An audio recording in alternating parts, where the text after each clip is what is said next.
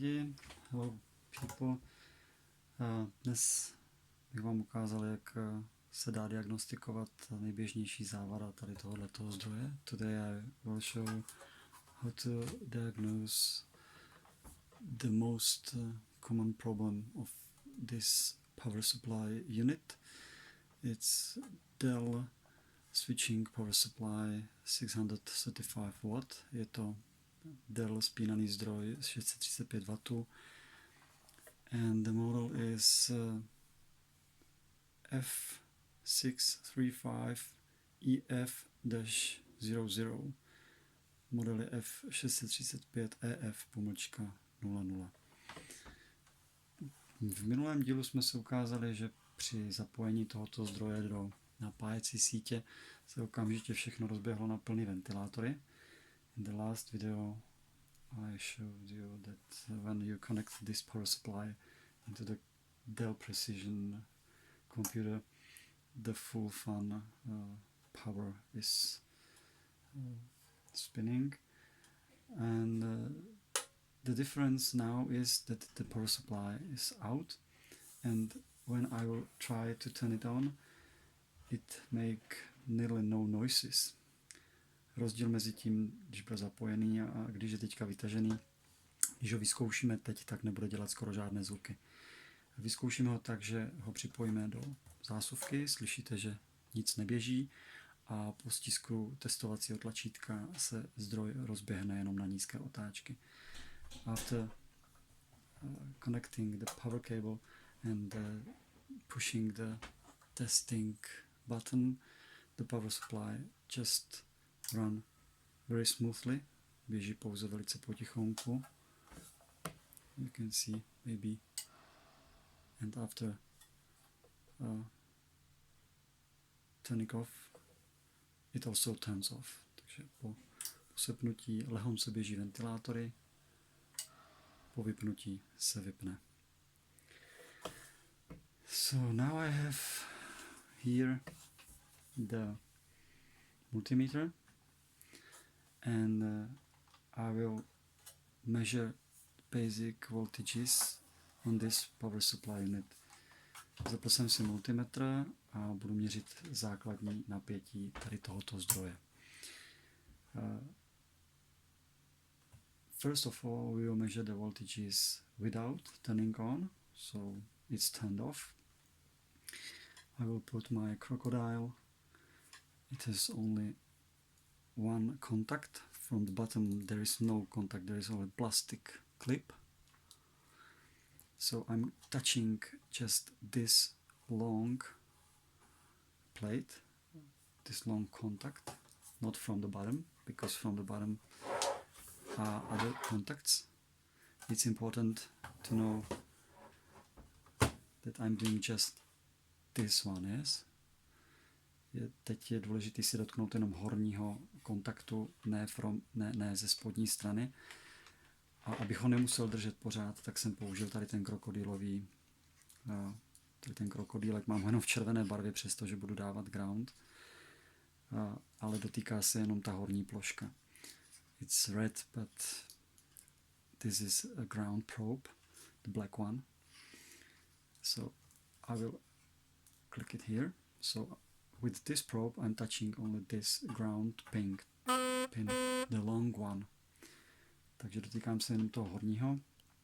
And now we will measure the voltages of the small pins, of the 9 small pins here.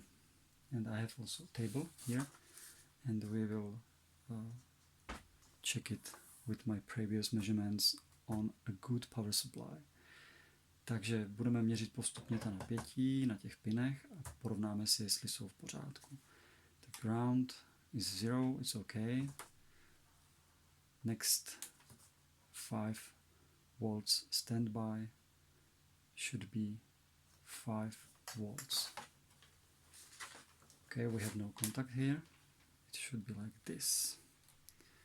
So I will use something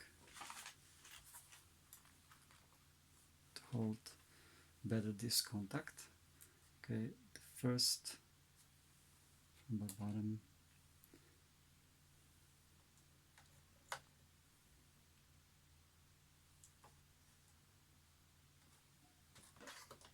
And good contact.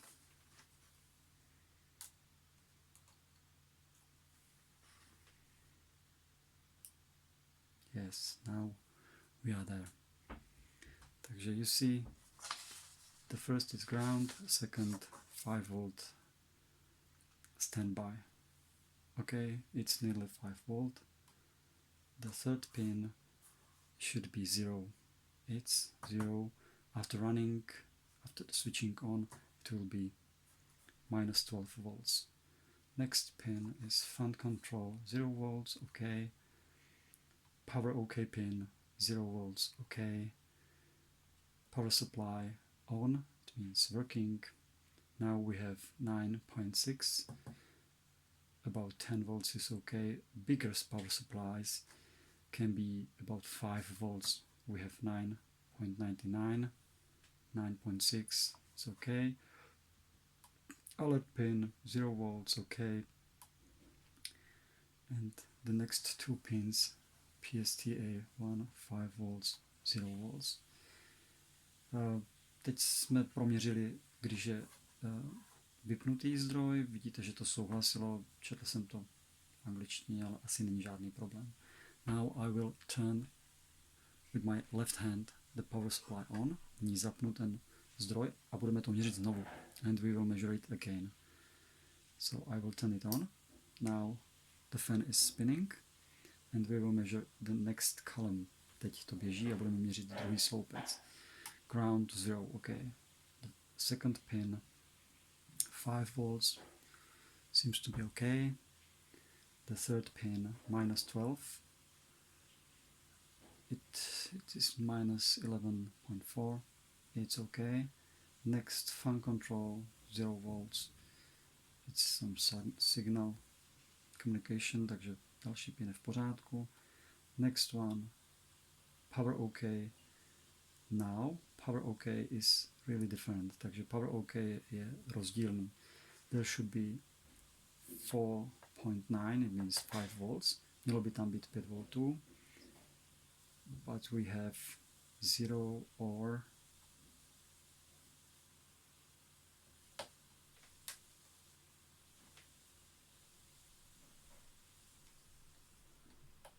0.15. It's really different. Takže power OK nám chybí. So power OK signal, power OK voltage is missing. Next one is PS on.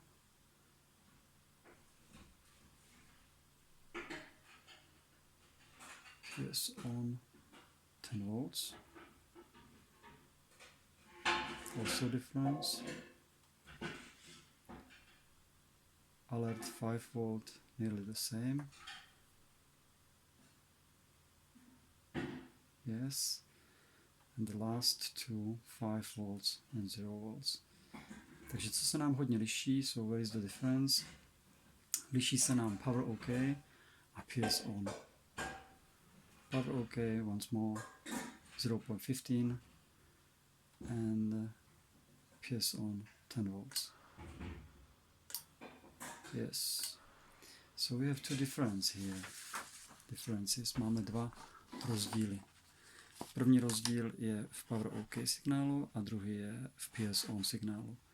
Here we have nearly 0, should be 5. Máme tady 0, mělo by být 5. And PS on should be 0 and we have 10 volts.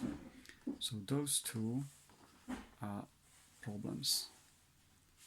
Now we are in situation that when this power supply is safe.